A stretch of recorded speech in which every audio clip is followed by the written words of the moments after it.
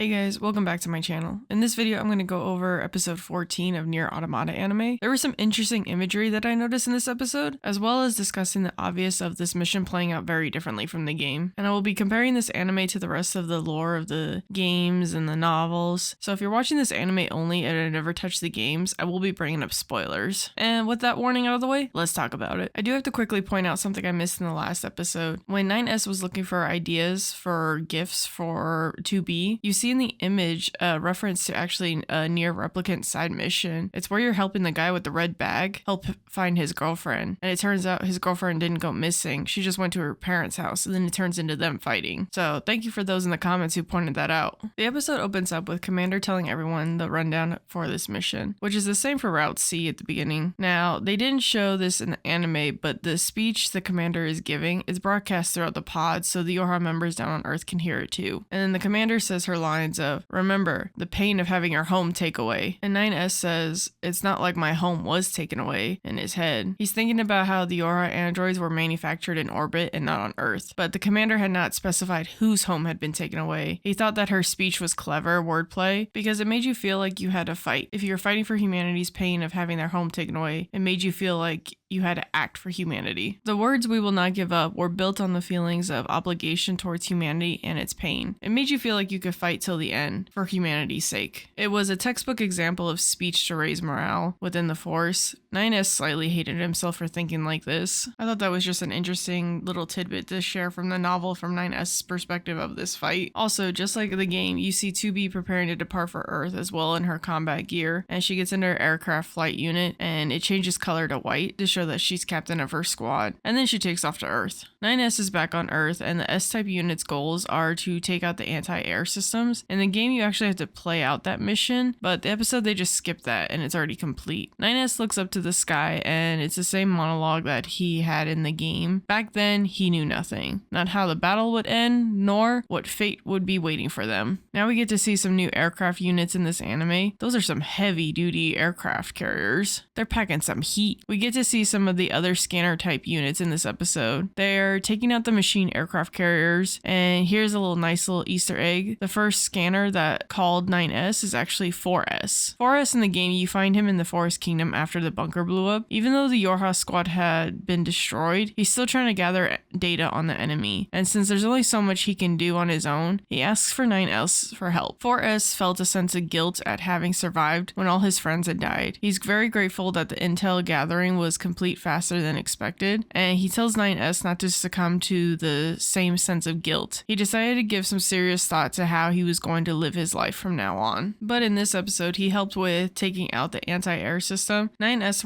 wondered why the machines were acting the way that they are, because they took out Adam and Eve, so they're no longer governed by anything, so what's with their movements? Then we get another Easter egg of another scanner, 32S unit. This is another side quest in the game. You find that a resistance member had reprogrammed this 32S unit to make his family, and after you complete the mission, you find 32S and the resistant member dead, and they were killed by machines according to the YorHa command. The ironic thing about this episode is that he's shown in the desert, which is where you find him with the resistance member, but this time he's with the unit 12B. I think this is a new unit that was introduced for this show, because you learn about 11B, which is a side quest in the game. Another S-type unit that called was 10S. Now this is another one I did not find. I know that there's a short story called A Much Too Silent Sea. That's about 10H. Also, at this point, 9S is starting to get jealous because all of these scanner type units are with battle type units, and he is all by himself. I think this is showing more of that theme of no one can live alone. Then 9S gets a call from 11S, and he assists you at the beginning of Route C in the game. 11S points out that 9S hasn't synced his data to the bunker, since he halted that when he heard a weird noise coming from the server. He says he'll get that done after this mission. Then 210 calls 9S, and just like in the game, she's talking to him about how he feels like he's being treated like a child. But I really enjoyed this scene because we got to see 210 kick some butt down on Earth. She's using that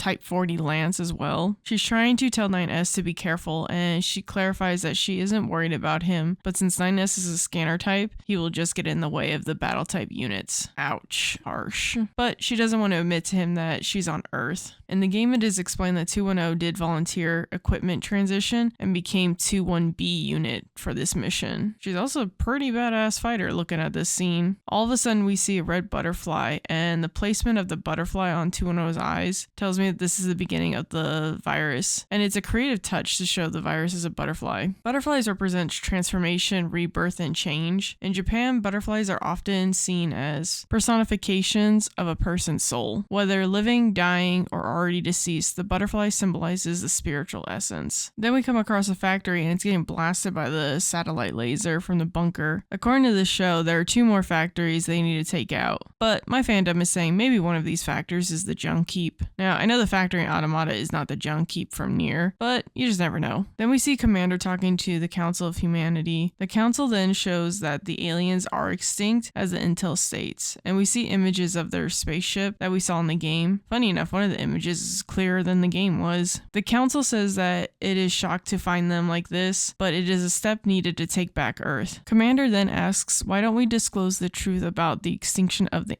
aliens? I think this was in her head because the response the Council gave did not make sense. He said, humanity here on the moon are filled with voices of elation, which I had to Google what elation means, and it means great happiness or exhilaration. The Council then tells the Commander for the mission, they can use the satellite lasers they've been asking to use so much, as well as renting out weapons to the Resistance. Commander questions why the Council responds with this. The succession of our plan will depend on this operation, and they will utilize all the power that they have to do so. This has got to be Process 11 plan, or whatever that is. Then back on Earth, there is an army of Goliath-type machines heading towards the city ruins, and you see the Resistance team on top of the buildings. The machines are saying, kill, kill. When the Goliath-type machines fire on the Resistance, a barrier comes up to protect them. Then we see Pascal and his village trying to calm the children. Then we see the missile that 9S used against Grun. Now, I know I'm butchering his name because I don't know those accent marks, so please forgive me. It actually looks like Grun is in the background, at least for a minute it did. There's a odd-shaped building back there that kind of looked like him. Then back in the city ruins, the Resistance reveals the same cannon that 2B and 9S used on him as well in the game. Actually, there's a lot of those cannons, which, to be honest, makes me a little sad that they never spared these for the Resistance from the beginning. But sadly, the Council thinks little of the Resistance. They're nothing but failed experiments or pawns. Lily commands the team to fire, and when they do, holy crap, there are a lot more of these Goliath type coming towards them than what it looked like at first. I'm counting over 36 in this scene alone, and then when that missile comes down on that army, there's definitely way more machines there. But it definitely raised the question on why are they attacking like this? What caused this all of a sudden? Jackass is excited that they get to use these weapons and seeing the damage that is done, but Lily with good reasons has her suspicions on this whole thing. YorHa all of a sudden letting them run out these weapons, and then these Goliaths come and attack them, and YorHa's intel was actually right.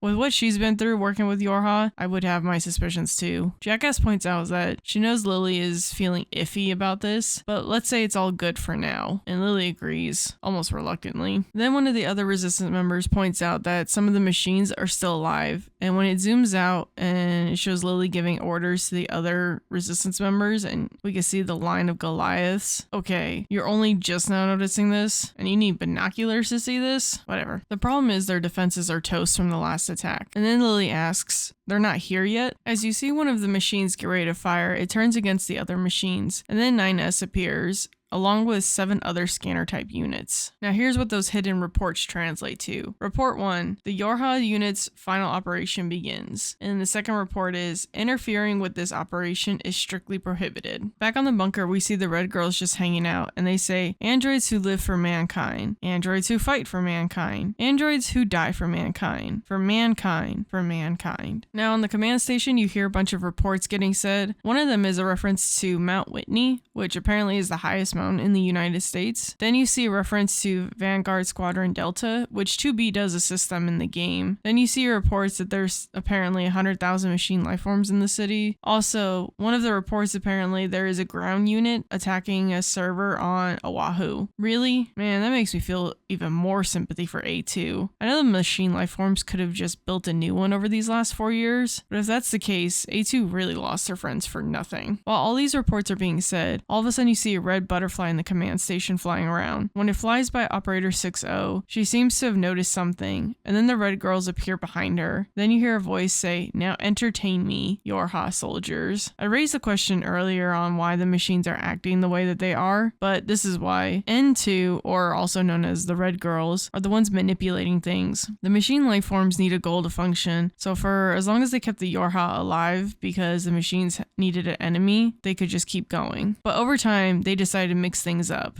They would create separate networks and influence some of these machines like Pascal's Village or even the Forest Kingdom because they want to see what would happen for their entertainment, and even the Adam and Eve network was something that they helped create. So what we're witnessing is their influence on what the machines are doing. They want to see what will happen next. Back on Earth, 9S and Lily are discussing the plans on how 9S plans to regroup with 2B soon. 2B is on an annihilation mission in the city ruins as part of a guerrilla unit. Apparently this time 9S is the one who set up this operation. 9S then brings up the fact that the machines are acting strange, but then this is when shit hits the fan. All of a sudden the machine lifeforms begin to reboot. 9S calls the other S units to begin a hack, but there's something wrong. One of them starts to say, "Mine, it will be mine and only mine." Another one states, "Nobody else will have it." 9S realizes it's a reverse hacking. Then these devices come out of the Goliath machines and the scanner type units begin to start hacking. They form an infinity symbol right above the machines, which I think it shows the symbol for their never-ending cycle that they have to deal with. The symbol represents everlasting, but it can also symbolize the infinite possibilities. When you look at how it's divided into two sections like this, it can also represent two individuals, elements, or different aspects of an individual. So with this imagery, we have different ways to interpret this moment. What do you guys think it means? What came to your mind when you saw this? 9S tells Lily quickly to deploy the anti-magnet shield and tells everyone to evacuate. 9S quickly pushes Lily into the field and then the explosion happens. 9S puts up his own barrier to protect himself and Pod. Then it shows down on the battlefield YorHa soldiers fighting machines. This squadron is Omega Squadron, and 2B does help them in the game as well. And even in the game, what is about to happen in the anime is things go even further downhill. In the game, all of a sudden these machine heads lift up, and it's the same device that were on those Goliath units, and it sets off an EMP blast. 12B is getting hit with one of these EMP blasts, and 32S goes in to take out the machine. Once he takes out the machine, he comes to check on 12B, and her visor falls off, and we see the same glowing red like we saw in episode 6 with Unit 21 was infected. 12B gets up and asks, "Do you hate me?" 12B then takes them both out at the same time. The infected are saying some interesting things. It seems random, but Yoko Taro isn't that random, so I wonder if all this has some sort of meaning. Then we see another S-type unit holding a severed B-type unit's head, and then another YorHa stabs him, and she says, "Won't give it to you. Mine. All mine." This is now just becoming a bloodbath of YorHa units taking each other out.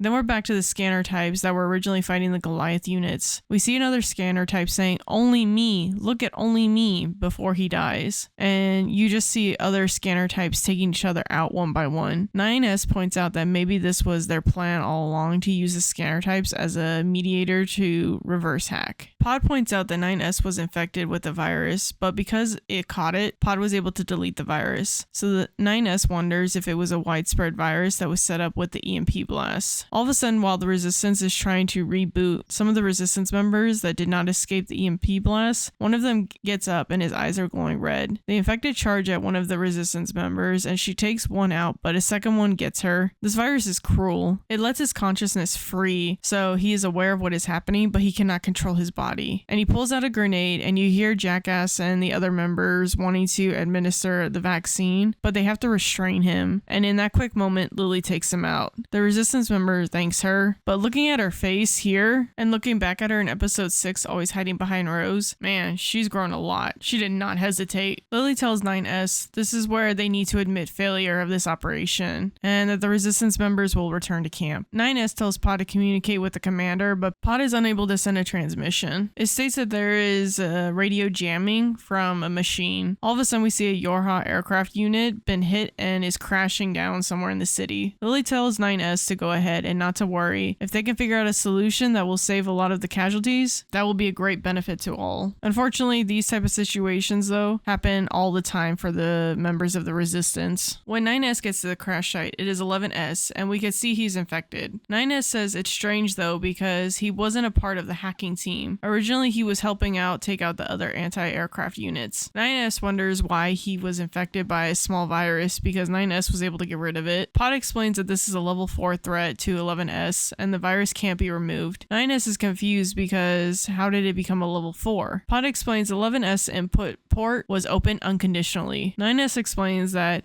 lets anything infect him. Pod then explains that this port number is used only for data synchronization. So 9S thinks that they have planted a backdoor into the data synchronization port. He realizes the EMP blast helped open up the port to let the virus in. Then he quickly realizes 2B, and the episode ends and we see the title Mission Failed, which honestly is a perfect title for this. In the game, ending F is when you're in Route B and it's the beginning of the game when Angeals sends 9S flying, and instead of rebooting 9S, you just let the time run out and 9S dies right then and there. And it says YorHa could not stand up to the might of the Goliath. Now their extinction is only a matter of time. It seems that mankind will never regain its former glory, which, like I said, very fitting for this episode. What did everyone think of this episode? It was obviously very different from the game, and I like the direction the show is going. It leaves me wondering what else is going to happen, and I can't wait to see what happens next. In the puppet episode, we get to see the Coliseum, and that was a DLC for the game. Not sure if many people played it because by the time it came out, the majority of people probably already gave up their save file at the end of ending E. But we also see in the arena the machine Masamune, who is the blacksmith that helps you upgrade your weapons. Then you see the other machine side quest who constantly is fighting you and wanting to grow stronger and stronger. And then you see the golden bunny machine from the game jump into the fight.